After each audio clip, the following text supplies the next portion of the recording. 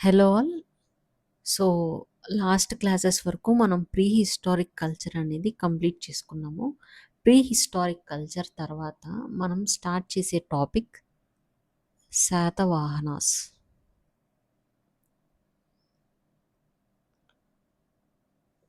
So, శాతవాహనుల గురించి తెలిసేదానికంటే ముందు మనకి ఇండియన్ హిస్టరీ అనేది కొంచెం తెలియాలి. అయితే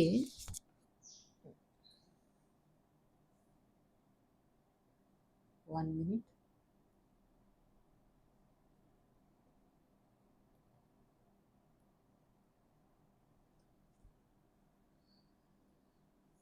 సో, శాతవాహన టాపిక్ తెలుసుకోవాలి అంటే మనకి ఇండియన్ హిస్టరీ అనేది కొంచెం తెలియాలండి.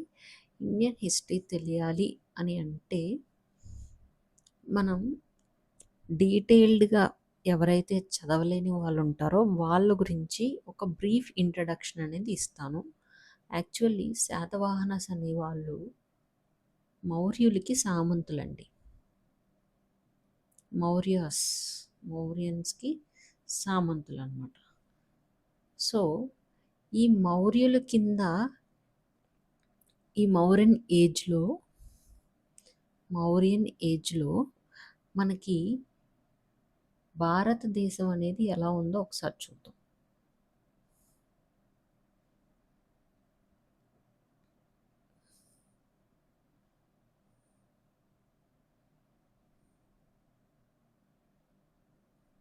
సో, భారతదేశం అనేది ఎలా ఉందో ఒక్కసారి చూద్దాం. మౌర్యన్ ఏజ్‌లో అంటే మౌర్యులు పాలిస్తున్నప్పుడు ఎలా ఉండేది అంటే వీరి యొక్క క్యాపిటల్ వచ్చి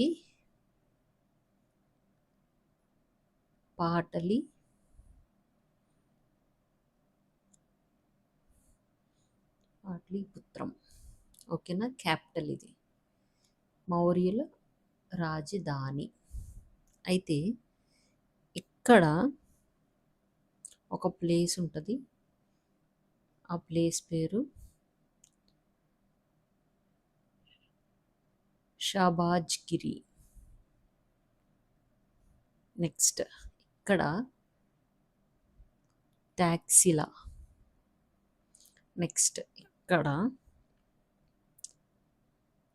కాందహార్. నెక్స్ట్ మధ్యలో ఉజ్జయిన్. ఇక్కడ కర్ణాటకలో సువర్ణభూమి.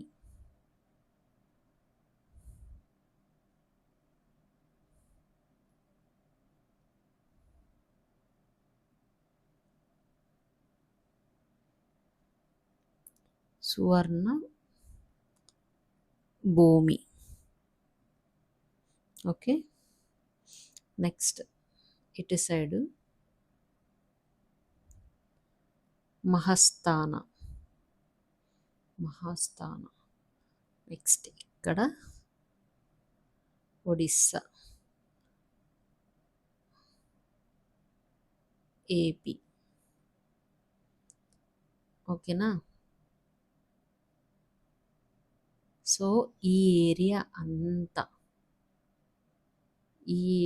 అంతా ఎవరు రూల్ చేశారండి? ఉజ్జయిని కూడా. ఈ ఏరియా అంతా ఎవరు రూల్ చేశారు? మన మౌర్యులు. గ్రేటెస్ట్ ఎంపైర్ ఇన్ హిస్టరీ అని చెప్పొచ్చు. అంటే భారతదేశంలో ఆల్మోస్ట్ 85-90% ఆఫ్ ద ల్యాండ్ వాళ్ళ కంట్రోల్లోనే ఉండేది. అయితే నెక్స్ట్ కింద కేరళ, తమిళనాడు మటుకి వీళ్ళు పరిపాలించలేదు. సో ఈ 2 ప్లేసెస్ని పరిపాలించలేదు. నెక్స్ట్ ఇవి బౌండరీస్ అనమాట. ఈ షబాజ్గిరి, కాందహార్, టాక్సిలా, ఉజ్జయిని, సువర్ణభూమి, ఏపీ, ఒడిస్సా, మహస్థానా, ఈ ప్రాంతాలు వాళ్ళ యొక్క బౌండరీస్ అనమాట. ఈ మధ్య భాగాన్ని అంతా వాళ్ళు ఏం చేశారు? రూల్ చేశాడు. రూల్ చేయడం అనేది జరిగింది. వీరి యొక్క క్యాపిటల్ వచ్చి పాటలీపుత్రం. ఓకేనా? అయితే ఇక్కడ మౌర్యన్ ఎంపైర్ గురించి మనం చిన్న బ్రీఫ్ హిస్టరీ చూసుకుందాం. మౌర్యుల రాజ్య స్థాపకుడు ఎవరు, ఫౌండర్ ఎవరంటే చంద్రగుప్త మౌర్య. ఇది మోస్ట్లీ అందరి ఆస్పిరెంట్స్కి తెలుసు. బట్ మనం ఒక బ్రీఫ్ ఇంట్రడక్షన్, మనకి బౌండరీస్ అనేది తెలియాలి. ఎందుకు తెలియాలి అంటే రాజులు ఎలా, ఏ బౌండరీస్లో కాంటెంపరీగా ఎవరు ఉన్నారు, ఎందుకు యుద్ధాలు జరిగినాయి అనేది మనకు తెలుసుకోవడం కోసం. ఈయన చంద్రగుప్తుడి కొడుకు ఎవరంటే, సన్ ఎవరంటే బిందుసార. ఓకే, ఈయనకి 100 మంది కుమారులు ఉన్నారంట. ఈ 100 మంది కుమారుల్లో మొదటివాడు, ఫస్ట్ సన్ వచ్చి సుసీమ. అయితే అశోకుడు ఈ 100 మందిలో గొప్పవాడనమాట. గ్రేటెస్ట్ కింగ్ అని చెప్పొచ్చు, గ్రేటెస్ట్ ఆఫ్ ఆల్. ఓకేనా? గొప్పవాడు. అయితే ఈయన చనిపోయిన తర్వాత, అశోకుడు చనిపోయిన తర్వాత రాజ్యంలో విభజన అనేది వచ్చిందంట. ఎంపైర్ అనేది స్ప్లిట్ అయ్యింది. ఏ విధంగా స్ప్లిట్ అయ్యింది అని అంటే, వెస్టర్న్ మౌర్యన్ ఎంపైర్,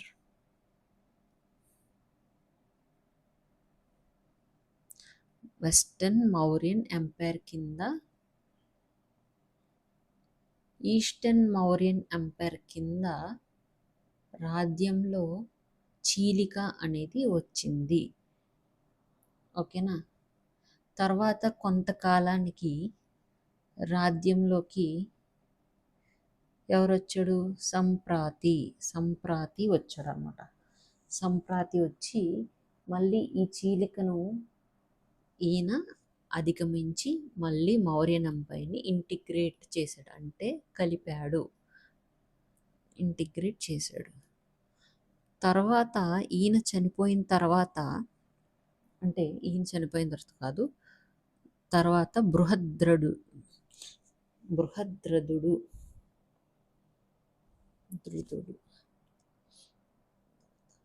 ఈయన వచ్చాడంట.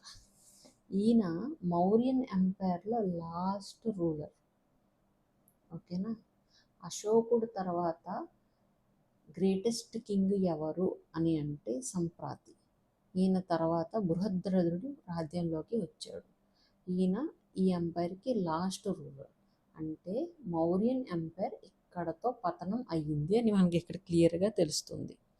ఓకే, ఎందుకు పతనం అయ్యింది అని అంటే పుష్యమిత్ర శుంగ. నెక్స్ట్ పేజ్లో రాస్తాను.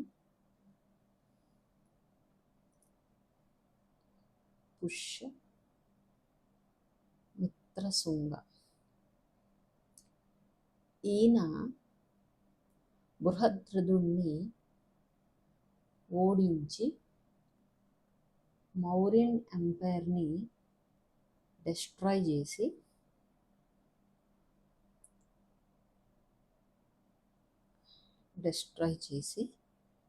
ఏమి ఎస్టాబ్లిష్ చేశాడు?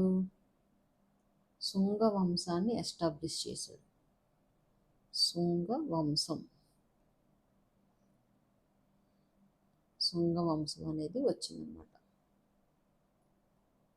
సో ఇది ఈయన శుంగవంశం స్థాపించిన తర్వాత క్యాపిటల్ని పాటలీపుత్ర దగ్గర నుంచి ఎక్కడికి మార్చాడు అని అంటే విదిశ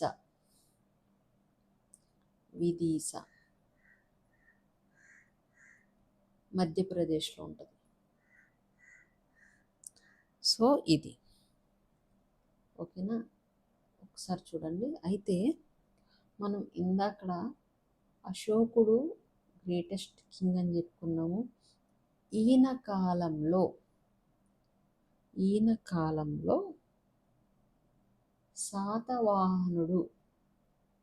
శాతవాహన నేమ్ అండి, ఇది ఒక వ్యక్తి, పర్సన్,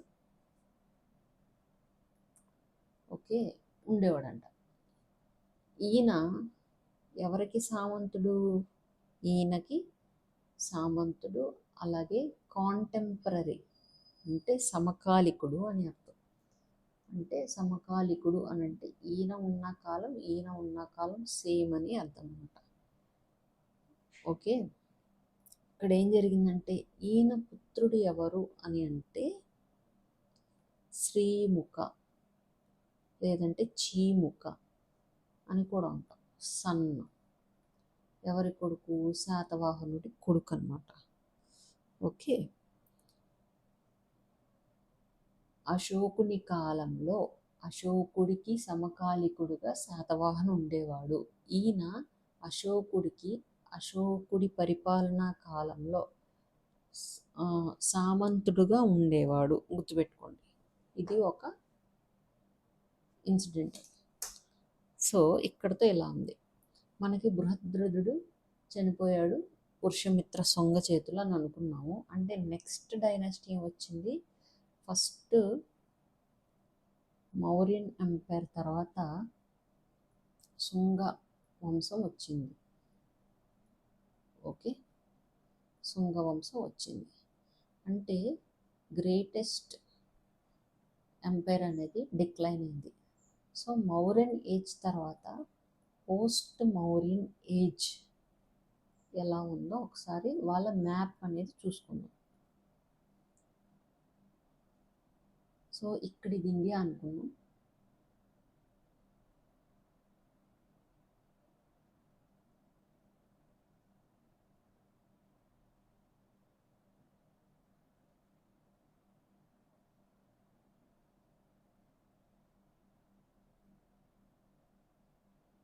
ఇది ఇండియా అనుకుందాం. ఇండియా అనుకుంటే మనకి ఇక్కడ హిమాలయాస్ ఉన్నాయి, ఇక్కడ హిమాలయాస్ ఉంటాయి,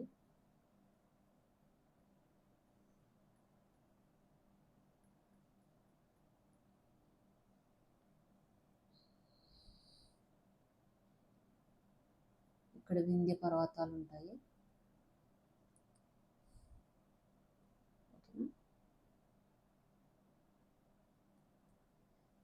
సో ఇండియాలోకి ఎవరైనా ఎంటర్ అవ్వాలి అని అంటే హిమాలయ పర్వతాలని దాటి రావాల్సి ఉంటుంది అన్నమాట. ఓకేనా, ఈ వింధ్య పర్వతాల వరకు,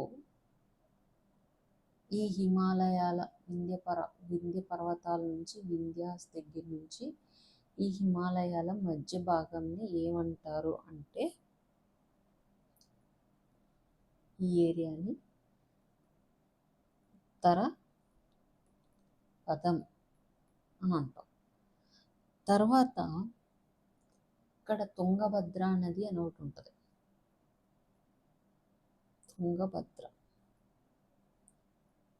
తుంగభద్ర రివర్ ఉంటుంది.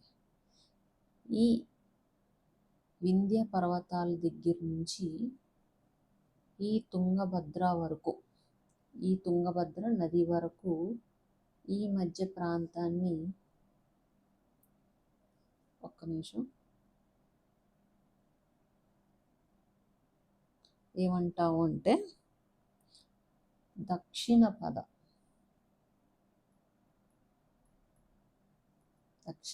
అని అంటాం.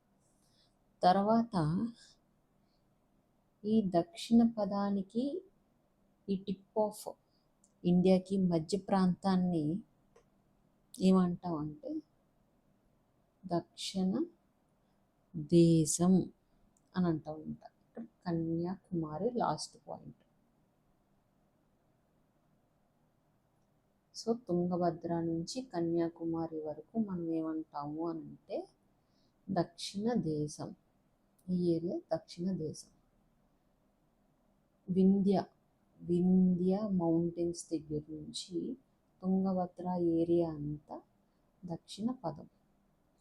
ఈ హిమాలయాల దగ్గర నుంచి ఈ వింధ్య పర్వతాల దగ్గర ఉత్తర పదం అని అంటాం అన్నమాట. ఓకేనా? అయితే ఇక్కడ ఏం జరిగింది అని అంటే, మౌర్యులు పతనమయ్యాక, మౌర్య సామ్రాజ్యం పతనమయ్యాక ఇండియా అనేది మనం ప్రీవియస్గా చూపించాను మీకు మ్యాప్ అనేది. ఇది మౌర్యన్ ఏజ్లో ఉన్న మ్యాప్ అన్నమాట. ఇక్కడ మీరు ఇండియాతో పాటు ఇక్కడ ఏం జరిగింది అంటే, పక్కన పాకిస్తాన్, ఆఫ్ఘనిస్తాన్ ఆ పైన ప్రాంతాల్లో కూడా మౌర్యన్ ఎంపైర్ అనేది వాళ్ళ రాజ్య స్థాపన చేసింది. ఎప్పుడైతే మౌర్యన్ ఎంపైర్ అనేది డిక్లైన్ అయ్యిందో పోస్ట్ మౌర్యన్ పీరియడ్ అంటే మౌర్యుల పతనానంతర యుగం తర్వాత వేరియస్ కింగ్డమ్స్ అనేవి ఎమర్జ్ అయినాయి అంట. కొత్త రాజ్యాలు అనేవి ఏర్పడినాయి అంట. ఎప్పుడు? ఈ పోస్ట్ మౌర్యన్ పీరియడ్లో. సో అవి ఏంటో ఒకసారి చూద్దాం. అగైన్ ఇండియా మ్యాప్ వేసుకున్నాం, రఫ్గా వేసుకున్నాం. ఇది ఇండియా అనుకున్నాం కాసేపు. సో ఇక్కడ ఏం జరిగింది అంటే, ఇక్కడ పాటలీపురం అనేది ఉండేది. పాటలీపురం ఇక్కడ మౌర్యన్ క్యాపిటల్ అయ్యింది ఇది. తర్వాత ఇక్కడ విదిశా అనేది ఉంది. విదిశా శుంగుడు ఏం చేశాడు అని అంటే, ఈ క్యాపిటల్ని పుష్యమిత్ర శుంగ, ఈ శుంగ అనుకుందాం, ట్రాన్స్ఫర్ చేశాడు, చేంజ్ చేశాడు, షిఫ్ట్ చేశాడు అన్నమాట. క్యాపిటల్ని షిఫ్ట్ చేశాడు. సో ఇది నెక్స్ట్ ఏం జరిగింది అంటే, ఈ సౌత్ ఇండియాలో 1 మినిట్ అండి, కొంచెం పెద్దగా వేసుకున్నాం క్లారిటీగా ఉంటుంది.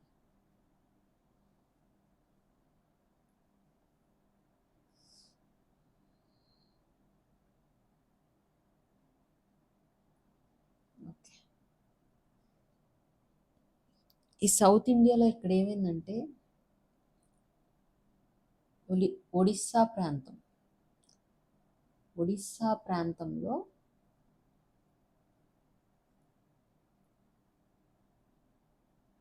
పోస్ట్ మౌర్యన్ ఏజ్లో కొత్తగా స్థాపించబడిన వంశాలు చూద్దాం. ఇక్కడ ఒడిస్సా ప్రాంతంలో ఏమి వచ్చింది అంటే, చేది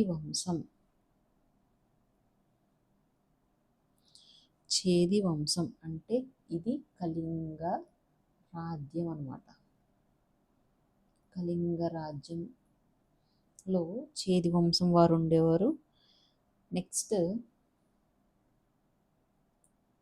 ఇక్కడ నుంచి ఏరియా అంతా, ఇక్కడ ఆంధ్రప్రదేశ్ ఉంది, ఏపీ,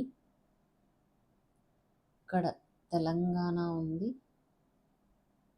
ఇక్కడ కర్ణాటక ఉంది, ఇక్కడ మహారాష్ట్ర ఉంది. ఈ 4 ప్రాంతాలని ఏకత్రాటిపై తీసుకొచ్చి, అంటే 4 ప్రాంతాలని కలుపుకుని ఎవరు రూల్ చేశారండి? శాతవాహనాస్ రూల్ చేశారు. నెక్స్ట్ ఇది కేరళ ప్రాంతం. ఇక్కడ మనకి చేర వంశం వారు ఉండేవారు, చేరులు. నెక్స్ట్ తమిళనాడు వైపు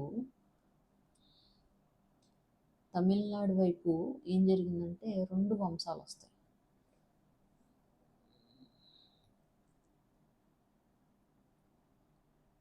నార్త్ తమిళనాడులో ప్రాచీన అంటే ఏన్షియన్ చోళాస్ వస్తారు.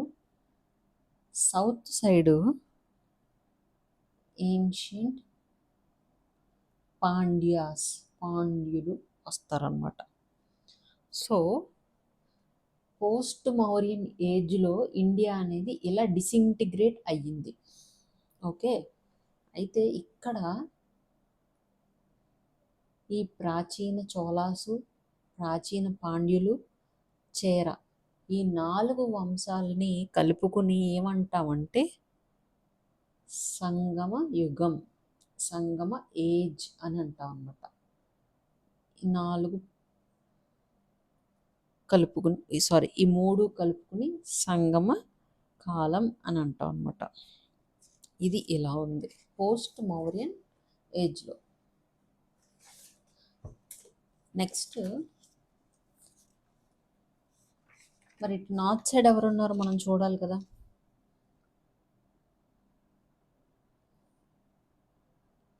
ఈ ప్రాంతంలో కూడా మనకి ఎవరో ఉండేవారు, ఇదివరకు రూల్ చేశారు, మౌర్యన్స్ రూల్ చేశారు. మౌర్యన్స్ డిసింటిగ్రేట్ అయిన తర్వాత ఇటువైపు నుంచి మనకి శత్రువులు ఎవరు ఉండేవారంటే ఇండో గ్రీకులు ఉండేవారు. నార్త్ వెస్ట్ అంటే నార్త్ వెస్ట్ అన్నమాట,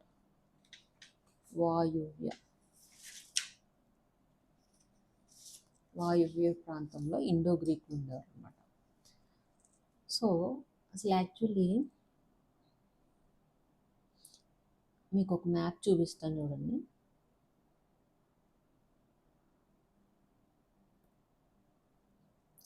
సో మీకు మ్యాప్ కనిపిస్తుంది అనుకుంటా.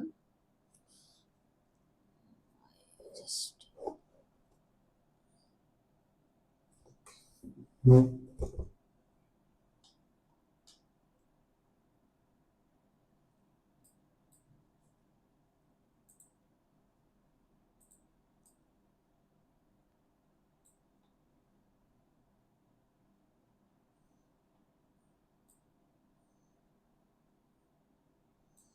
ఓకే, ఒక్కసారి చూడండి.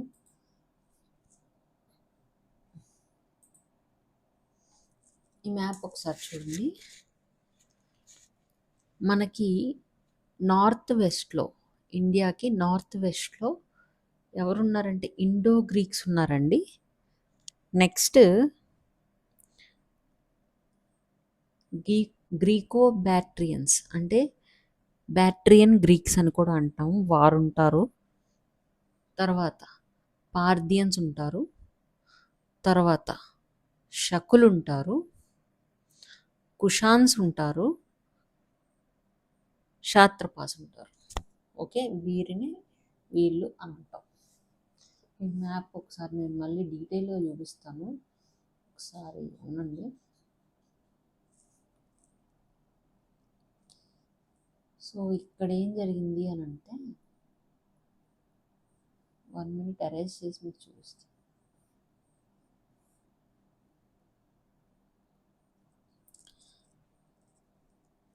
మనకి గ్రీక్ ఉంది కదండి,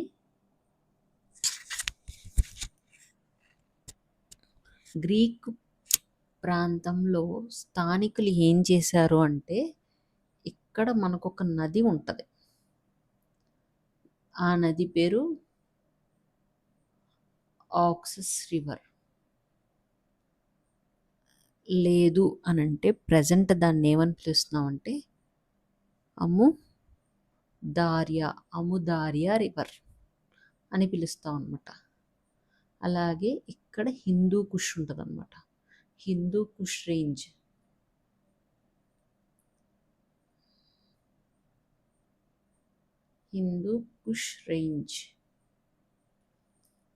ఈ ప్రాంతంలో మధ్యన రూల్ చేసిన వాళ్ళు ఎవరు అంటే బ్యాట్రియన్ గ్రీక్స్ అనమాట.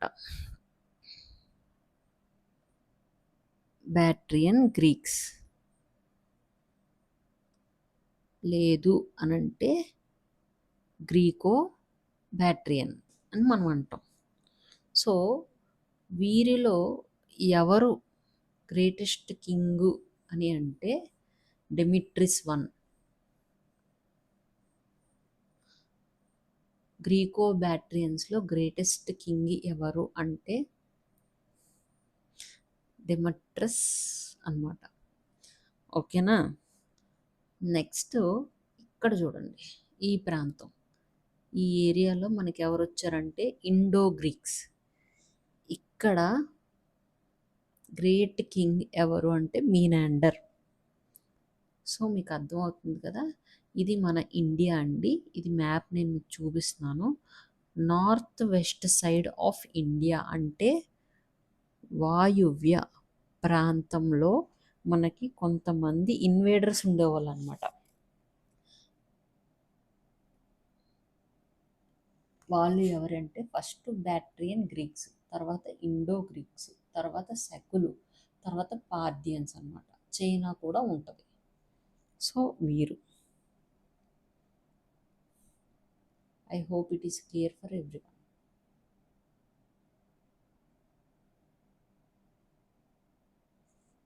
ఓకే, సో మీకు అర్థమైంది అనుకుంటున్నాను ఏం జరిగింది అనేసి. ఇండియాకి మ్యాప్ అనేది క్లియర్గా వేసుకోండి, సపరేట్ మ్యాప్స్ వేసుకోండి. మౌర్యన్ ఎంపైర్ ఉన్నప్పుడు మ్యాప్ ఎలా ఉంది, పోస్ట్ మౌర్యన్లో ఎలా ఉంది, నార్త్ వెస్ట్ ఏరియాలో ఎవరెవరు ఇన్వేడర్స్ ఉన్నారు అనేది క్లియర్ కట్ మ్యాప్ అనేది వేసుకోండి. ఓకే, సో బృహద్రుదుని చంపిన తర్వాత పుష్యమిత్ర శుంగ ఏం చేశాడంటే శుంగ వంశాన్ని ఎస్టాబ్లిష్ చేశాడు. శుంగ వంశం ఎస్టాబ్లిష్ చేసిన తర్వాత క్యాపిటల్ని విదీసకు మార్చాడు. విదీస ఎక్కడుంది? మధ్యప్రదేశ్లో ఉంది. అయితే వీరి తర్వాత శుంగోలు తర్వాత ఎవరు వచ్చారంటే కణ్వ వంశం అనేది వచ్చిందనమాట. వీరు మళ్ళీ విదీస నుంచి క్యాపిటల్ని ఎక్కడికి తీసుకెళ్లారు? పాటలీపుత్రంకి తీసుకెళ్ళారు. సో ఇది ఓకేనా. తర్వాత ఒక్కటి చూడండి, ఇందాకడ మనకి ఇన్వేడర్స్ అని హెడ్డింగ్ పెట్టుకోండి. నార్త్ వెస్ట్ నుంచి ఎవరెవరు north west frontier post Mauryan ఏజ్లో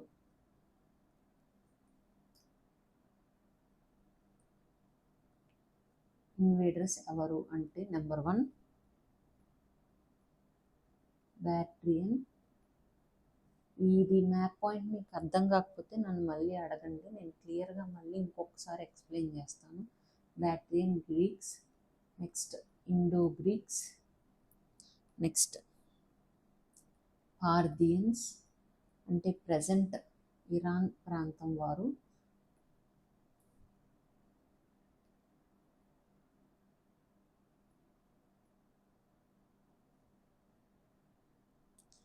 నెక్స్ట్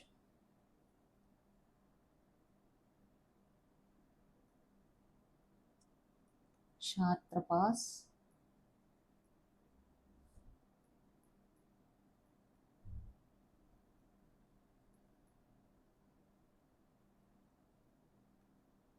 కుషాన్స్. ఓకే, సో దీంట్లో గ్రేటెస్ట్ కింగ్ వచ్చి డిమట్రస్, ఇక్కడ వచ్చి మీనాండర్, కుషాన్స్లో కనిష్క. ఓకేనా. అయితే ఇక్కడ ఇంకో ఇండియన్ హిస్టరీ పాయింట్ ఆఫ్ వ్యూలో నెక్స్ట్ ఇంపార్టెంట్ థింగ్ వచ్చి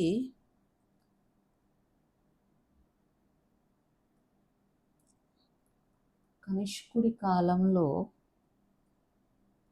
ఈయన 4th బుద్ధిస్ట్ సమిట్, 4వ బౌద్ధ సమావేశం అనేది ఏర్పరిచాడు అనమాట. ఎక్కడ జరిగింది ఇది అంటే కాశ్మీర్లో జరిగింది. ఏ కాలంలో అంటే 1978 ఏడీలో జరిగిందనమాట. అయితే ఇది ఎందుకు మనకి ఇంపార్టెంట్, ఇక్కడ ఎందుకు చెప్పుకుంటున్నాను? ఏపీ హిస్టరీలో, ఇండియన్ హిస్టరీలో చెప్పుకోవచ్చు కదా అంటే, శాతవాహనులు చదువుకున్నప్పుడు మనకి 27th కింగ్ ఒకడు వస్తాడు. ఆయన పేరే యజ్ఞశ్రీ శాతకర్ణి.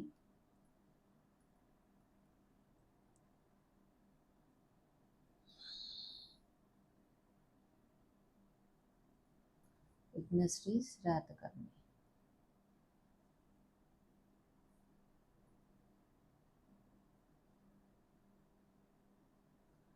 ఈయన ఆస్థానంలో ఒక పోయెట్ ఉంటాడనమాట, మోస్ట్ ఇంపార్టెంట్ ఆస్థాన కవి ఆచార్య నాగార్జున. ఒక పోయెట్ ఉంటాడు, ఆచార్య నాగార్జున అనే ఒక కవి ఉంటాడు. ఈయన ఈ 4వ బౌద్ధ సమ్మిట్కి, 4th బుద్ధిస్ట్ సమ్మిట్కి అటెండ్ అయ్యాడండి. ఓకే, అటెండ్ అయ్యి ఈయన ఏం చేశాడు అంటే ఆ సమ్మిట్లో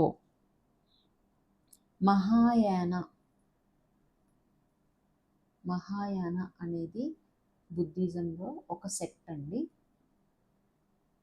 బుద్ధుడు చనిపోయిన తర్వాత బుద్ధిజం అనేది మహాయాన, హీనాయాన కింద స్ప్లిట్ అవుతుంది. సెక్ట్స్, 2 సెట్స్, 2 శాఖల కింద వారు మారతారనమాట. అయితే ఇందుట్లో ఒకటి మహాయాన సెక్ట్.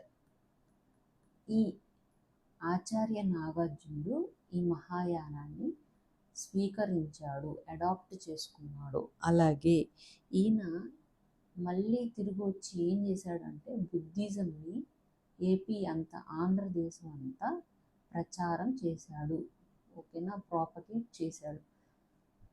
ఓకే, ఇది. సో నేను ఎందుకు ఈ హిస్టరీ అంతా చెప్పాలి అని అనుకున్నానంటే మీకు ఒక క్లారిటీ అనేది ఉంటుంది హిస్టరీ పైన. నేను డైరెక్ట్గా హెడ్డింగ్ పెట్టి శాతవాహనులు అని చెప్తే మీకేం అర్థం కాదు.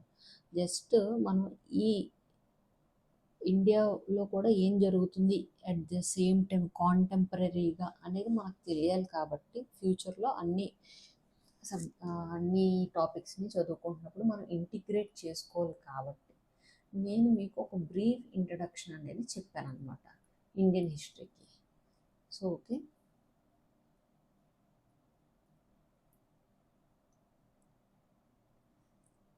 సో ఇప్పుడు శాతవాహనుల టాపిక్ అనేది ఒక్కసారి చూద్దాము.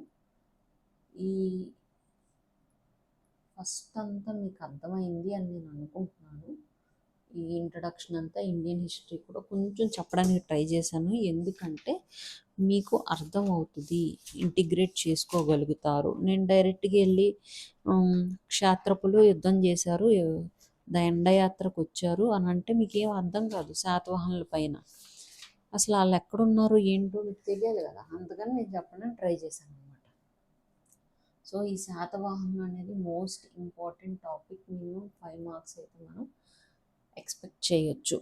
అలాగే దీంట్లో నేను ఎలా చెప్తానంటే టాపిక్ వైజ్ చెప్తాను. ఫస్ట్ ఇంట్రడక్షన్ చెప్తాను, తర్వాత వంశనామం చెప్తాను, తర్వాత వర్ణం చెప్తాను, తర్వాత క్యాపిటల్, తర్వాత రాజలాంఛనం, జన్మస్థలం, అలా ఇలా 17 టాపిక్స్ ఉంటాయి. ఈ టాపిక్ వైజ్గా నేను చెప్పుకుంటూ వెళ్తాను. సో అప్పుడు మనం క్లారిటీగా అర్థం చేసుకోవచ్చు. అంతేగాని అన్నీ కలిపి చదివితే ఒక క్లారిటీ అనేది మిస్ అవుతుంది అనమాట. సో శాతవాహనులు ఇంట్రడక్షన్ ఒకసారి చూద్దాం. ఇంట్రడక్షన్, పరిచయం అని హెడ్డింగ్ పెట్టుకోండి. సో నేను ఇందాక ఏం చెప్పాను మీకు, హిస్టరీ, ఇండియన్ హిస్టరీ ఒక బ్రీఫ్ ఇంట్రడక్షన్ ఇచ్చినప్పుడు శాతవాహనులు అనేవారు మౌర్యుల వద్ద సామంతులుగా ఉండేవారు కదా, సామంతులుగా ఉండేవారు అని మీకు చెప్పాను.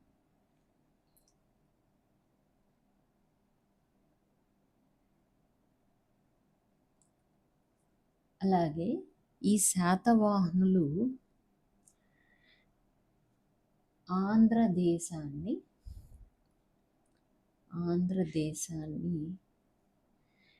పాలించిన మొదటి వంశం, ఫస్ట్ క్లాన్ అంటే వంశం అని అర్థం. సో శాతవాహన వంశం అనేది ఆంధ్రదేశాన్ని మొట్టమొదట రూల్ చేసిన వంశం ఏంటి అని అంటే ఇదనమాట. నెక్స్ట్, ఇంతకు ముందు దాకా మనం ప్రీ హిస్టారిక్ కల్చర్ చూసుకున్నాము. దాంట్లో పాలియో, మీసో, నియో ఇలా డిఫరెంట్ యుగాలు ఏజెస్ చూసుకుంటూ వచ్చాము. బట్ అక్కడ ఏం జరిగింది అంటే వాళ్ళు యూజ్ చేసిన టూల్స్ని, స్టోన్స్ని ఆధారంగా చేసుకుని వాళ్ళు ఇలా బతికి ఉండవచ్చు, వారి కల్చర్ ఇలా ఉండి ఉండవచ్చు అనేది మనం తెలుసుకున్నాం అనమాట. వాళ్ళ చిత్రాలు చూసి ఓకే, వీళ్ళు ఇలా వేటకు వెళ్ళేవారు, వీళ్ళు ఇలా పండించుకునేవారు అని ఒక ఇమాజినరీ హిస్టరీ అనేది మనం అనుకున్నాం. బట్ ఏంటి అంటే శాతవాహనుల దగ్గర నుంచి అసలైన హిస్టరీ అంటే యాక్చువల్ హిస్టరీ, అలాగే క్లియర్ హిస్టరీ పైన కాన్ఫ్లిక్ట్స్ అనేవి ఉండవన్నమాట. క్లియర్ హిస్టరీ అనేది స్టార్ట్ అవుతుంది, ఏపీ క్లియర్ హిస్టరీ అనేది స్టార్ట్ అవుతుంది అనమాట. సో ఓకే, సో ఇందాక నేను మ్యాప్ పాయింటింగ్ వేసి చూపించినప్పుడు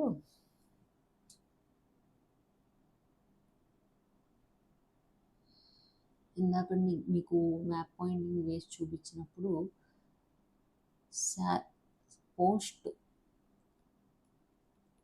మౌరియన్ ఎంపైర్ మ్యాప్ పాయింటింగ్ చూపించినప్పుడు ఏం జరిగింది అని అంటే ఇది ఇండియా సౌత్ అనుకుందాం, సౌత్ ఇండియా అనుకుందాం.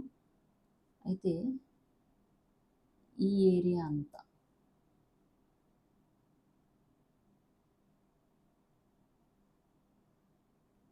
తెలంగాణ, ఏపీ, మహారాష్ట్ర, కర్ణాటక, ఈ పైన ఒడిస్సా, ఈ కింద కేరళ, ఇక్కడ తమిళనాడులో నార్త్ తమిళనాడు, సౌత్ తమిళనాడు ఉంది అని అనుకున్నాము. వీటి యొక్క క్లాసిఫికేషన్ కూడా ఇక్కడ చేది వంశం వారు ఉండేవారు. వీరికి ఇంకొక పేరు ఏంటి అంటే సదవంశం లేదా మహామేఘ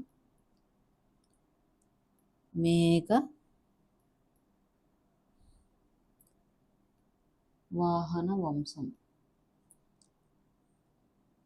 మహామేఘవాహనుడు అనేవాడు ఫౌండర్ ఆఫ్ చేది వంశం అన్నమాట. సో వీరి వంశానికి పేరు కూడా మహామేఘ వాహన వంశం అని వచ్చింది.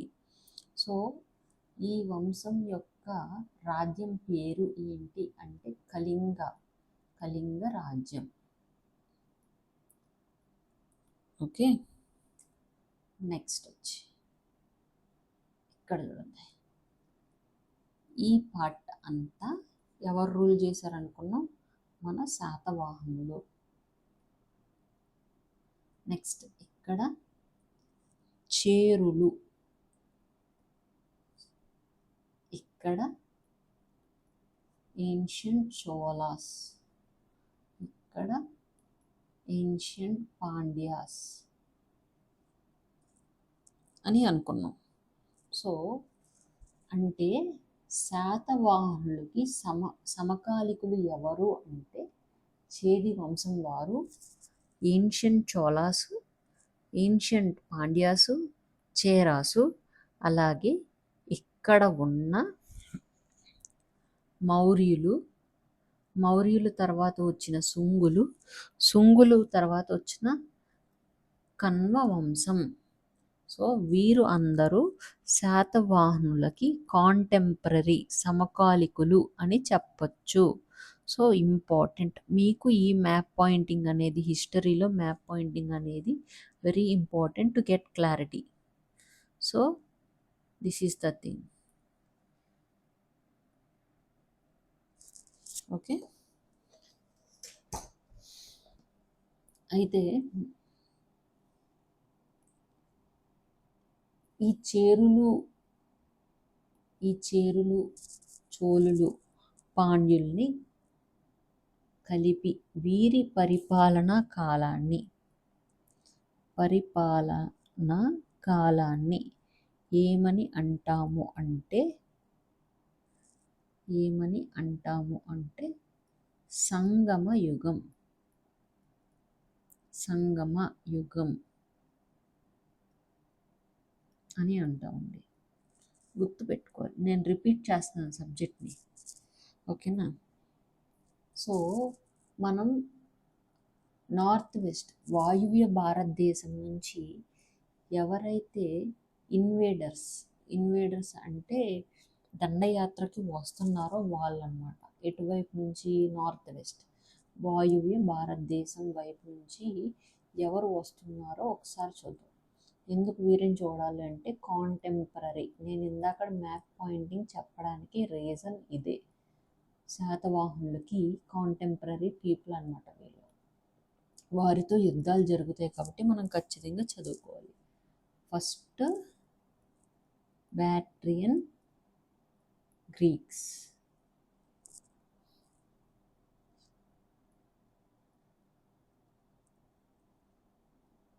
లేదంటే గ్రీకో బ్యాక్ట్రియా అని కూడా అంటాం. Next Indo Greeks. తర్వాత సిథియన్స్. వీళ్ళను కూడా మనం చూసాము. ఒకసారి మీకు మ్యాప్ పాయింటింగ్ చూపిస్తాను, చూడండి.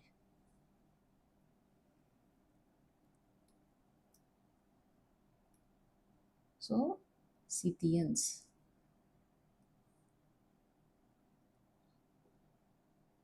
అంటే శకులు అని అర్థం. నెక్స్ట్ తర్వాత గ్రీకో బ్యాక్ట్రియన్, తర్వాత ఇండో గ్రీక్స్, పార్థియన్. వీళ్ళందరూ మనకి ఎవరంటే కాంటెంపరీ. ఎవరికి కాంటెంపరీ? శాతవాహనులకి కాంటెంపరీ పీపుల్ అన్నమాట. నార్త్ వెస్ట్ సైడ్ నుంచి వచ్చిన ఇన్వేడర్స్.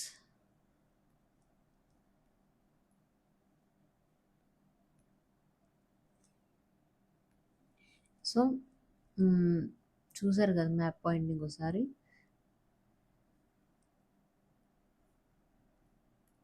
మ్యాప్ గీసుకోండి వీలైతే.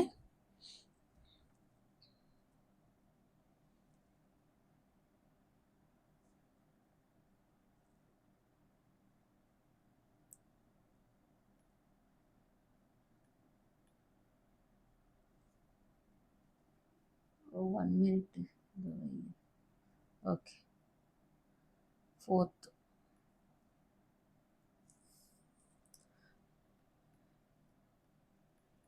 సిథియన్స్ అంటే శకులు అని కూడా అంటాం వీరిని. So next పార్థియన్స్.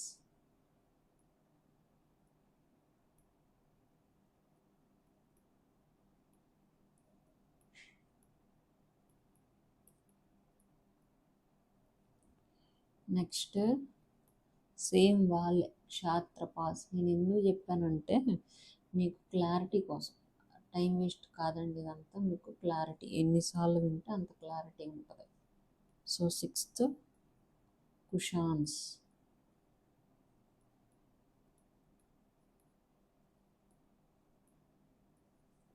సో ఇక్కడ క్షాత్రపాస్. మళ్ళీ తెలుగు.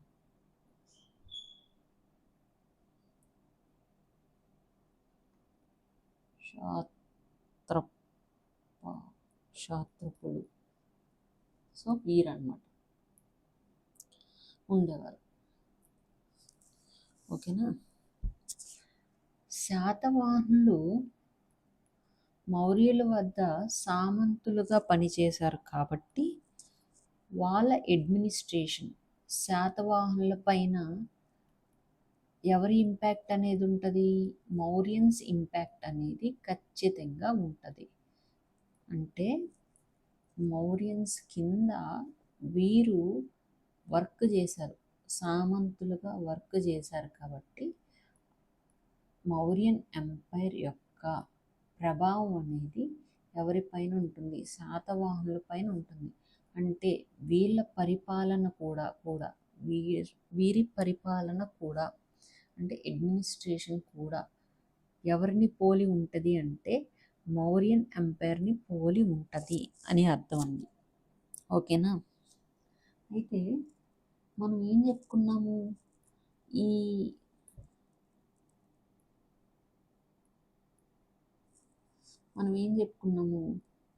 మౌర్యులు ఆంధ్రదేశాన్ని పాలించారు అని చెప్పుకున్నాం. ఎస్పెషల్లీ అశోకుడు కాలంలో ఈ శాతవాహన అనే వ్యక్తి ఉండేవాడు సామంతుడుగా. అంటే ఇక్కడ చక్రవర్తి ఎవరయ్యారు? అశోకుడు అయ్యాడు. సో ఈయన ఒకసారి ఆంధ్రప్రదేశ్కి వచ్చాడు అని హిస్టారియన్స్ చెప్తున్నారు. దానికి ఎవిడెన్స్ ఏంటి అని అంటే, నెంబర్ 1 ఎర్రగుడి శాసనం ఇంపార్టెంట్. ఇక్కడ నుంచి మోస్ట్ ఇంపార్టెంట్ ఎర్రగుడి ఇన్స్క్రిప్షన్ అంటే శాసనం. ఎర్రగుడి ఇన్స్క్రిప్షన్ కర్నూలు డిస్టిక్లో ఉంది. ఓకే, నెక్స్ట్ రెండోది రాజుల మందగిరి శాసనం. ఇది కూడా కర్నూలు డిస్టిక్లోనే ఉంది. సో ఈ రెండు ఇన్స్క్రిప్షన్స్ని ఎవరు వేయించారంటే అశోకుడు వేయించాడు, స్వయంగా అశోకుడే వేయించాడు. అంటే ఇది దేనికి ఆధారం అండి? దేనికి ఆధారం? ఆంధ్రదేశాన్ని అశోకుడు రూల్ చేశాడు అనడానికి నిదర్శనం. Okay, most important. సో ఇది అంటే శాతవాహనులకి ముందు ఎవరు రూల్ చేసినట్టు ఆంధ్రదేశాన్ని? ఇండైరెక్ట్గా అశోకుడు. అశోకుడు అంటే మౌర్యన్ ఎంపైర్. ఓకేనా? డైరెక్ట్ పరిపాలన చేసింది ఎవరంటే శాతవాహనులు. ఓకే, ఇది. అయితే ఈ రెండు ఇన్స్క్రిప్షన్స్ శాసనాలు ఏ భాషలో ఉన్నాయి అని అంటే ప్రాకృత భాషలో ఉన్నాయి. ఈ శాసనాలు ఏం చెప్తున్నాయి అంటే అశోకుడు ఆంధ్రదేశానికి ఎందుకు వచ్చాడంట? బుద్ధిజంని స్ప్రెడ్ చేయడానికి వచ్చారు, ప్రాపగేట్ చేయడానికి వచ్చాడు అన్నమాట. ఓకేనా? ప్రాపగేట్ చేయడానికి వచ్చాడు. ఇప్పుడు ఫర్ ఎగ్జాంపుల్ ఒక టెంపుల్ ఉందండి, మీరు చూడండి, ఒక టెంపుల్ ఉంది ప్రజెంట్ డేస్లో. ఈ టెంపుల్ ఏమైందంటే పాపులరే, బట్ ఏంటంటే పీపుల్ అనేది ఎక్కువ విజిట్ చేయట్లా. పీపుల్ ఎక్కువ విజిట్ చేయకున్నప్పుడు ఏం జరుగుద్ది? ఒక సీఎంఓ పిఎంఓ ఉంటాడండి. సీఎం కానీ పిఎం కానీ ఏం చేస్తాడు అంటే, లేదు అంటే ప్రామినెంట్ పర్సన్స్ ఉంటారు కదా, హీరోస్ కానీ లేదంటే బిజినెస్ మ్యాగ్నెట్స్ కానీ, వీళ్ళు ఏం చేస్తారంటే వెళ్ళి ఆ టెంపుల్ని విజిట్ చేస్తారు. విజిట్ చేసి దాని యొక్క ప్రాముఖ్యతను చెప్తారనమాట. ప్రాముఖ్యత చెప్పినప్పుడు దాని యొక్క విశిష్టత ప్రాముఖ్యత చెప్పినప్పుడు ఆటోమేటిక్గా నెక్స్ట్ డే నుంచి కామన్ పీపుల్ కూడా ఏం చేయడం స్టార్ట్ చేస్తారు? ఆ గుడికి వెళ్ళడం స్టార్ట్ చేస్తారు, ఆ దేవుణ్ణి నమ్మడం స్టార్ట్ చేస్తారు.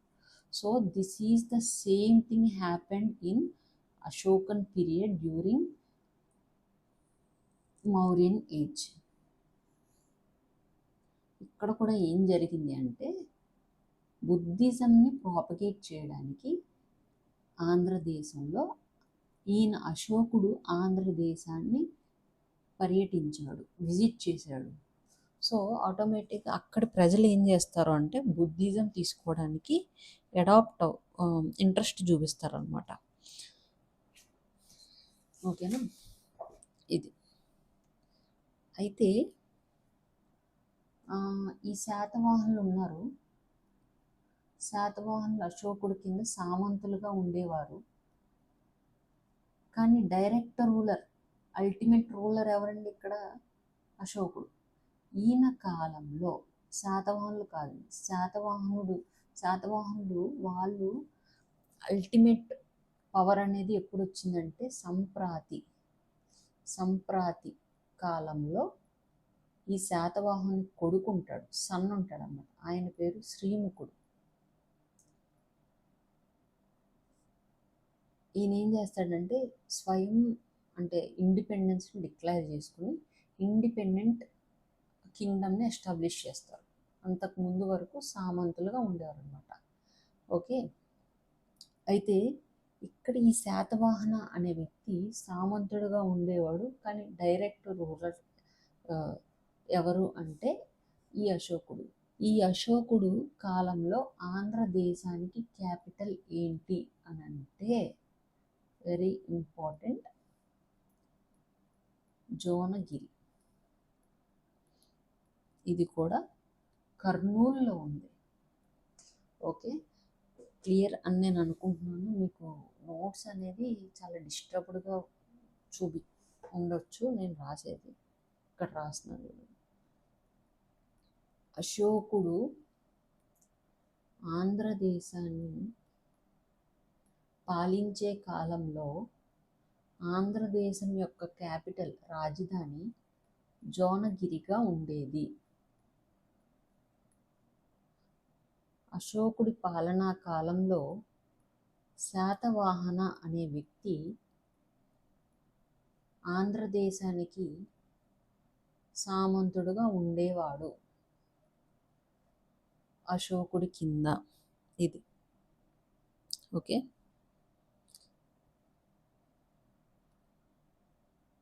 నెక్స్ట్ అండి,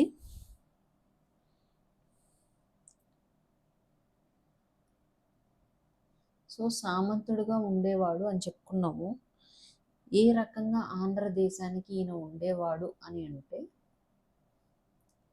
ఈ అశోకుడి కాలంలో శాతవాహన అనే వ్యక్తి కమాండర్ ఇన్ చీఫ్గా ఉండేవాడు అంట ఆంధ్రదేశానికి. ఓకేనా, కమాండర్ ఇన్ చీఫ్ అంటే సైన్యాధ్యక్షుడి కింద ఉండేవాడు. ఎవరికి? ఆంధ్రదేశానికి అశోకుడి పరిపాలన కాలంలో. సో అంటే శాతవాహనుడు ఈ అశోకుడు ఇద్దరు సమకాలికులు అని మనకి ఎక్కడ తెలుస్తుంది. ఓకేనా, సో నెక్స్ట్ అండి, అశోకుడు తర్వాత గ్రేట్ కింగ్. అశోకుడు తర్వాత గొప్ప రాజు, ఆఖరి మౌర్యన్ ఎంపైర్లో లాస్ట్ గ్రేట్ కింగ్ ఎవరు అంటే సంప్రాతి. ఈయన అశోకుడికి మనవడు, గ్రాండ్ సన్ మనవడు అనమాట. ఓకే, ఈయన లాస్ట్ గ్రేట్ కింగ్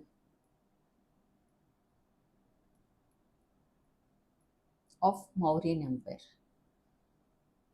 సో ఈయన సంప్రాతి కాలంలో శ్రీముఖుడు ఎవరి కొడుకు అని అంటే శాతవాహన కొడుకు. వీరి కాలంలో, సంప్రాతి కాలంలో శ్రీముఖుడు ఇండిపెండెంట్ కింగ్డమ్ని ఎస్టాబ్లిష్ చేసుకున్నాడు. అంటే వీరు ఇద్దరు సమకాలికులు.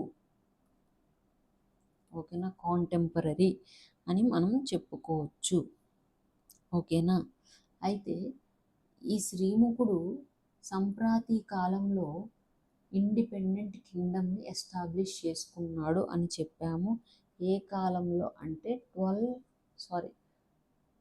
271 BCలో కోటిలింగాల ప్రాంతాన్ని క్యాపిటల్గా చేసుకుని, రాజధానిగా చేసుకుని శ్రీముఖుడు ఇండిపెండెంట్ కింగ్డమ్ని, ఇండిపెండెంట్ శాతవాహన రాజ్యాన్ని స్థాపించాడు. అదే అశోకుడు కాలంలో ఇక్కడ జోనగిరి, ఆంధ్రదేశంలో జోనగిరి క్యాపిటల్గా ఉండేది. కానీ శ్రీముఖుడి కాలంలో ఇండిపెండెంట్ శాతవాహన కింగ్డంలో ఏమి క్యాపిటల్గా ఉండేది అంటే కోటిలింగాల, తెలంగాణలోని కోటిలింగాల క్యాపిటల్గా చేసుకుని 271 బీసీలో ఇండిపెండెంట్ కింగ్డమ్ని ఎస్టాబ్లిష్ చేశాడు. ఇది ఓకేనా.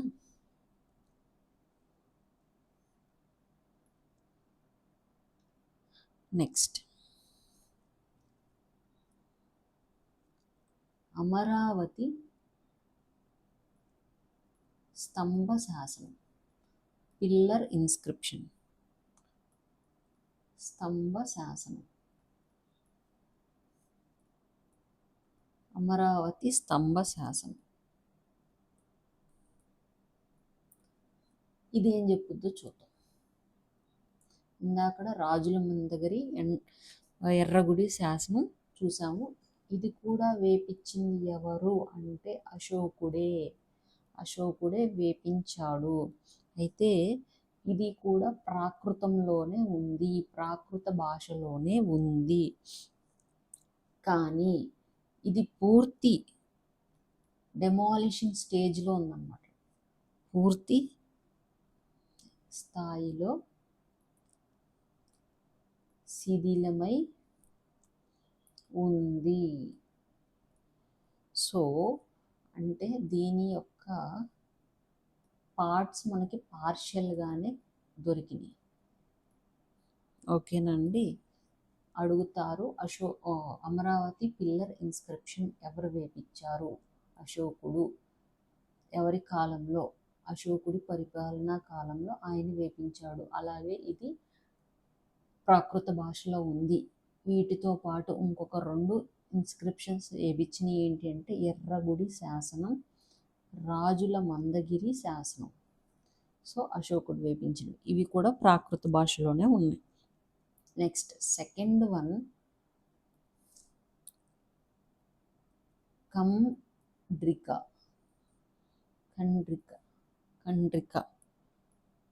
ఇన్స్క్రిప్షన్. ఖండ్రిక శాసనం. ఇది ఎక్కడ ఉంది అని అంటే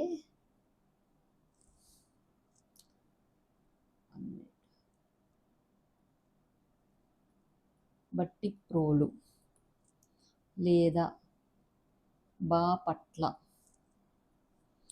లేదా ప్రతిపాలపురం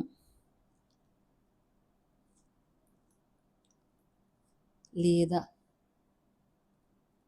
అందకపురం లేదా పితుండ నగరం.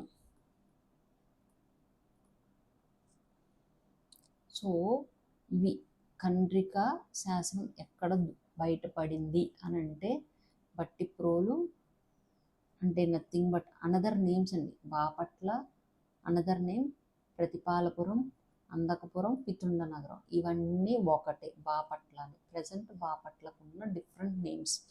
సో ఈ ఇన్స్క్రిప్షన్ అనేది ఖండ్రిక ఇన్స్క్రిప్షన్ అనేది ఈ బట్టిప్రోలు సమీపంలో లభించడం జరిగింది. అయితే ఈ ఇన్స్క్రిప్షన్ని ఎవరు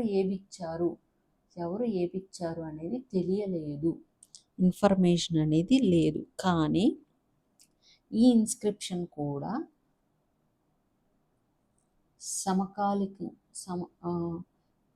ఈ ఇన్స్క్రిప్షన్ కూడా అశోకుడు వేపించిన పై 3 అంటే ఎర్రగుడి, రాజుల మందగిరి, అమరావతి శాసనాలకు కాంటెంపరీ శాసనం అన్నమాట, అంటే సమకాలిక శాసనం. సో హిస్టారియన్స్ ఏం చెప్తున్నారు అంటే ఇది కూడా ఆ కాలానికి చెందింది, కానీ ఎవరు వేపించారో క్లారిటీ లేదు. అయితే ఇప్పుడు చెప్పిన ఈ 4 ఇన్స్క్రిప్షన్స్ దేని గురించి చెప్తున్నాయి అని అంటే మౌర్యులకి అలాగే శాతవాహనులకి ఉన్న సంబంధం గురించి, రిలేషన్ గురించి చెప్తుందంట. సో ఓకేనా ఇది.